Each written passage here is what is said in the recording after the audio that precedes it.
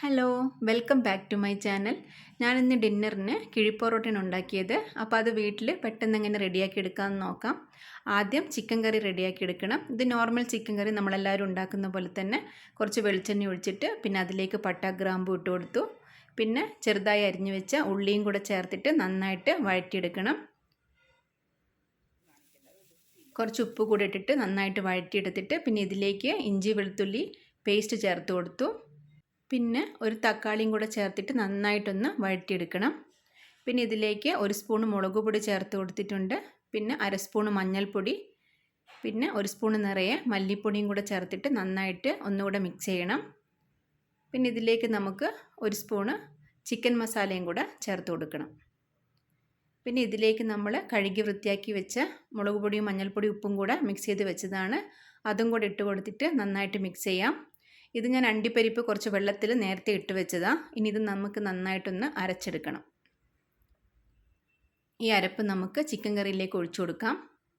ഇത് ചിക്കൻ കറിയൊക്കെ റെഡി ആയതിന് ശേഷം ലാസ്റ്റ് ചെയ്താൽ മതി. എന്നിട്ട് നന്നായിട്ടൊന്ന് മിക്സ് ചെയ്ത് കൊടുത്തു കഴിഞ്ഞാൽ ചിക്കൻ കറി റെഡിയായി. ഇനി ഇതിലേക്ക് കുറച്ച് മല്ലിയിലയും പിന്നെ കുറച്ച് കറിവേപ്പിലയും കൂടെ ചേർത്ത് കൊടുത്താൽ മതി. ഇനി ഇതൊന്ന് തിളച്ചിട്ടാകുമ്പോൾ നമുക്കിത് ഓഫ് ചെയ്യാം.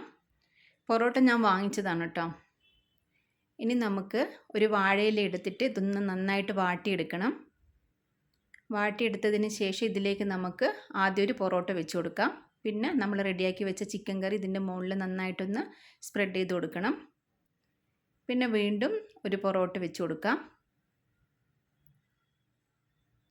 കറി കുറച്ച് നിറയെ ഒഴിച്ചു കൊടുക്കണം. പിന്നെ വീണ്ടും ഒരു പൊറോട്ട വെച്ച് കൊടുത്തിട്ട് വീണ്ടും കറി നന്നായിട്ട് ഒഴിച്ചു കൊടുക്കണം. ഈ പൊറോട്ടയിൽ ഫുള്ള് കവറാവുന്ന രീതിയിൽ ഒഴിച്ചു കൊടുക്കാം. എന്നിട്ട് പിന്നെ വീണ്ടും ഒരു പൊറോട്ടയും കൂടെ വെച്ച് കൊടുത്തിട്ട് ഇത് നന്നായിട്ടൊന്ന് പൊതിഞ്ഞെടുക്കണം. പൊതിച്ചോറൊക്കെ റെഡിയാക്കി എടുക്കില്ലേ, അതുപോലെ തന്നെ ഒന്ന് പൊതിഞ്ഞെടുത്തിട്ട് ഇതുപോലെ ഒന്ന് കെട്ടി വെക്കണം. പിന്നെ ഒരു ദോശക്കല്ല് വെച്ചിട്ട് ഇതിൻ്റെ മുകളിൽ കുറച്ച് എണ്ണ ഒഴിച്ച് കൊടുക്കാം. എന്നിട്ട് പിന്നെ നമ്മൾ പൊതിഞ്ഞ് വെച്ച ആ ഇലപ്പൊതി ഇതിൽ വെച്ചിട്ടൊന്ന് പൊള്ളിച്ചെടുക്കണം.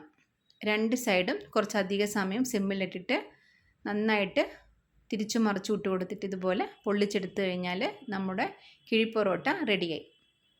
നല്ല ടേസ്റ്റാണ് കേട്ടോ. അപ്പോൾ നിങ്ങളും ട്രൈ ചെയ്ത് നോക്കണം. നമ്മൾ നോർമലി പൊറോട്ടയും ചിക്കൻ കറിയൊക്കെ കഴിക്കുന്നതിനേക്കാളും ടേസ്റ്റാണ് ഇതുപോലെയൊക്കെ വെച്ച് കഴിച്ചാൽ.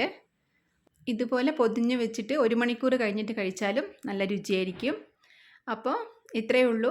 അടുത്തൊരു വീഡിയോ ആയിട്ട് വീണ്ടും കാണാം. Thanks for watching.